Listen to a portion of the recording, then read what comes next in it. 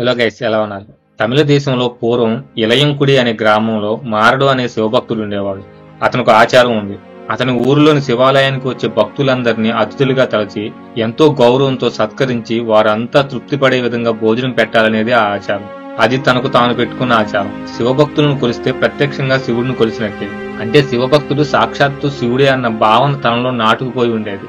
అందువలన విపరీతంగా ఆరాధన భావం ఉండేది. అతని భక్తిలోని నిస్వార్థత వలన ఆ కోరిక నిరాఘాటంగా ఏ ఆటంకము లేకుండా నెరవేరిపోతూ ఉండేది. తాత ముత్తాతల నుంచి వచ్చిన సిరి సంపద వలన మారన్ ఒకప్పుడు ధనవంతుడే. అయితే చేతిలో ఉన్నదంతా ఈ విధంగా సత్కారాలు, సన్మానాలు, అన్న సంతర్పణలని ఖర్చు చేస్తుంటే ఎంత డబ్బైనా మాత్రం ఎన్ని రోజులుంటుంది? కూర్చుని తింటే కొండలైనా కరిగిపోతాయనే సామెత ఉండనే ఉంది.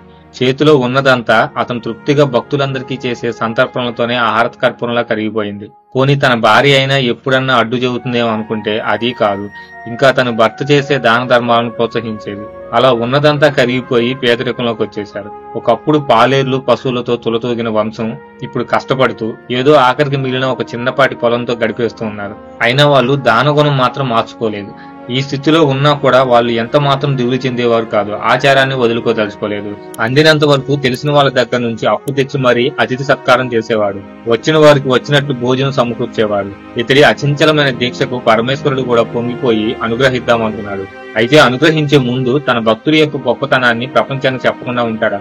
అందుకని ఇతన్ని పరీక్షించాలనుకుంటాడు. ఒకరోజు అర్ధరాత్రి సమయం కుండపోతగా వర్షం కురుస్తోంది. బయటంతా కన్ను పొడుచుకున్నా కూడా ఏమీ కనపడిన కారు చీకటి కమ్ముకొని ఉంది. భయంకరమైన మెరుపులు, ఉరుములతో వాతావరణం భీతిగొలిపేలా ఉంది. ఈ స్థితిలో మారుడికి ఇంటి తలుపులు ఎవరో దబాదబా బాదుతున్నట్టు శబ్దం వినపడుతుంది. మారుడి దంపతులు ఇంత అర్ధరాత్రి సమయంలో ఎవరబ్బా తలుపు కొట్టి మరీ పిలుస్తున్నారు అనుకుంటూ బయటకు వెళ్లి తలుపు తీస్తాడు మారుడు. శరీరమంతా పూర్తిగా తడిచిపోయి నకనకలాడుతున్న లోపలికి పోయిన కడుపుతో సన్నగా ఉన్న ఒక శివభక్తుడు దీనంగా నిల్చొని ఉన్నాడు. అయ్యా, అన్నం తిని చాలా రోజులైంది. ఆకలి బాధ భరించలేకపోతున్నాను.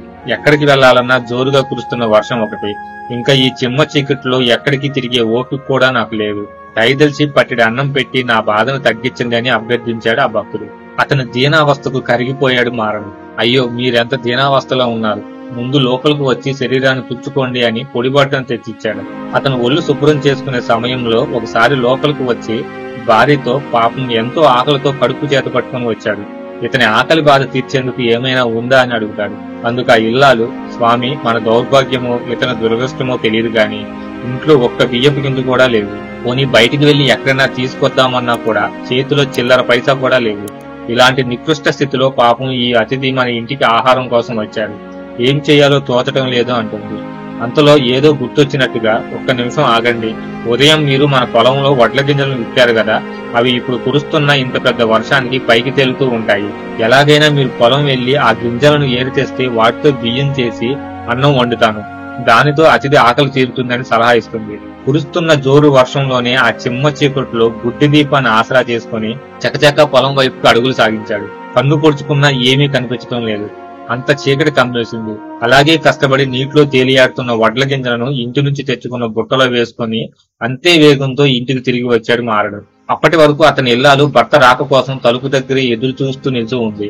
ఈలోగా వచ్చిన అతిథి ఆకలి బాధ తట్టుకోలేక సొమ్మసిల్లి విశ్రాంతి తీసుకుంటూ ఉంటాడు. భర్త చేతిలో నుంచి గబుక్కున బుట్టను అందుకొని వంటింట్లోకి వెళ్లిపోతుంది మారడి భార్య. నేర్పుగా ఎంతో సహనంతో ఆ వడ్లను దంచి బియ్యంగా మార్చి అన్నం వండేందుకు పొయ్యి దగ్గరకు వెళ్ళింది. అదేమి విచిత్రమో లేదా మాయో చూస్తే అక్కడ ఒక్క కట్టిపుల్ల కూడా ఉండదు. ఇదే విషయాన్ని భర్తకు తెలియజేస్తుంది. ఏంటి ఈ విషమ పరిస్థితి అనుకుంటూ ఇంటికి ఉన్న ఒక దూలాన్ని పెరికి భార్య చేతికి అందిస్తాడు. ఈ పూటకు దీంతో సరిపెట్టు, ముందు అతిథి కడుపు నిండటం ముఖ్యం అంటాడు. స్వామి, నా అలవాటుకు భంగం రానియకు. ఇప్పటి వరకు నీ అనుగ్రహం వలన ఏనాడు నా విధి నిర్వహణకు ఆటంకం రాలేదు. చేతిలో పైకం లేకపోయినా సంతర్పణ ఎప్పుడూ ఆగలేదు. దయించి ఈ భక్తుని తృప్తి కలిగించేలా నన్ను అనుగ్రహించు అని వేడుకున్నాడు. మొత్తానికి వంట పూర్తి చేసింది ఆ ఇల్లాళ్ళు. అయితే అందులో వేసుకునేందుకు పదార్థాలు ఏమీ లేవు. భర్తను పిలిచి ఏం చేద్దామని అడిగింది. దిగులు చెందుకు అని పెరట్లో అప్పుడే పెరుగుతున్న ఆకుకూర చెట్టును పీకి భార్య చేతిలో పెడతాడు. దాంతో సంతోషపడి మారుడు భార్య ఆకుకూరతో పప్పు వండి అతిథిని భోజనానికి ఆహ్వానించండి అని భర్తతో చెప్తుంది. అప్పుడు భర్త ఆదుర్దాగా శివభక్తుని దగ్గరికి వెళ్లి నీరసంతో పడుకుని ఉన్న అతిథిని చూసి, అయ్యా, బాగా పొద్దుపోయింది. ఇంత ఆలస్యాన్ని క్షమించండి. ఆకలితో వేగిపోతున్న తమ్ముడు నేనిచ్చే ఆహారంతో సరిపెట్టుకుని ఆకలిని తీర్చుకుని మమ్మల్ని కృతజ్ఞులను చేయండి అని దోసిలోకి నమస్కరిస్తూ ఆహ్వానించాడు. అంతే, ఆ పడుకొని ఉన్న బక్కగా ఉన్న భక్తుని శరీరం నుంచి ఒక కాంతి పుంజం బయటకు వచ్చింది. ఒక్కసారిగా కోటి సూర్యులు అక్కడ ఉదయిస్తే ఎంత కాంతి వస్తుందో అంత కాంతి ఉద్భవించింది. కళ్ళు మిరుమిట్లు గొలిపాయి. ఇంతకీ భర్త అతిథి ఇద్దరూ వంటింట్లోకి రావడం లేదు ఏమిటా అని భార్య కూడా అతిథి ఉన్న గదిలోకి అడుగుపెట్టింది. అప్పటికే అక్కడ ఉమా సహేతుడైన కైలాసనాథుడు భర్తకు దివ్య సత్కారం అనుగ్రహించాడు. పార్వతీ పరమేశ్వరుని చూసిన ఆ దంపతులు ఇద్దరు పొంగిపోయి వారి పాదాలపై సాగిలపడి నమస్కరించారు. వారి భక్తికి పరవశుడైన పరమశివుడు, మారా, నీ నిష్కలమైన భక్తికి నేను సంతసించాను.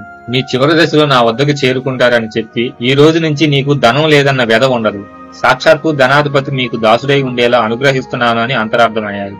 అప్పటి నుంచి మారడి దంపతులు ఎటువంటి ఆటంకం లేకుండా శివభక్తులకు సేవ చేసేవాళ్లు. చివరి దశలో శివాజ్ఞ మేరకు కైలాసానికి వెళ్లి శివుని సన్నిధిలోనే తమ నిత్య విధి అయిన అతిథి సత్కారాన్ని కొనసాగించడం ఆరంభించారు. తనను నమ్మిన భక్తులను ఏనాడు భగవంతుడు వదిలిపెట్టడు.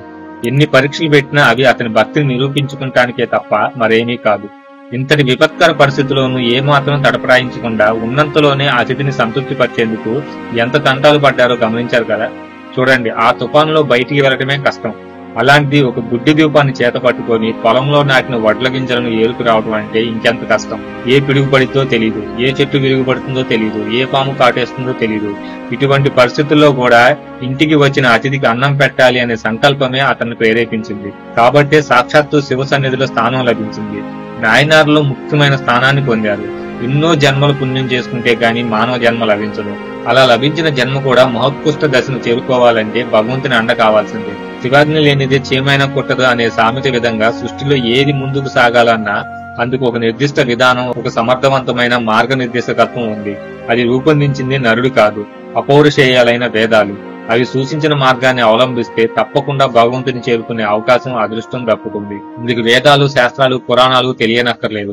నిష్కలమైన మనసు, నిర్మలత్వం, నిస్వార్థం కలిగి మంచి నడవడికతో దేవునిపై విశ్వాసం ఉంచుకొని ప్రవర్తిస్తే చాలు. వీటి ద్వారా ముక్తిని పొందిన ఎందరో పురాణ పురుషులు చరిత్రలో మన కళ్ళ ముందు కదలాడుతూ ఉంటారు. అలాంటి పూజ్య భక్తులలో ఒకరే ఈ ఇలయన్కుడి మారన్ నాయనారు. సో గైస్, నా ఎక్స్ప్లెనేషన్ కనుక నచ్చితే వీడియోని లైక్ చేసి మీ ఫ్రెండ్స్ అండ్ ఫ్యామిలీకి షేర్ చేయండి. అలాగే మన ఛానల్ సబ్స్క్రైబ్ చేసుకోండి. మళ్ళీ వచ్చే వీడియోలో కలుద్దాం. అంతవరకు సెలవు, బాయ్.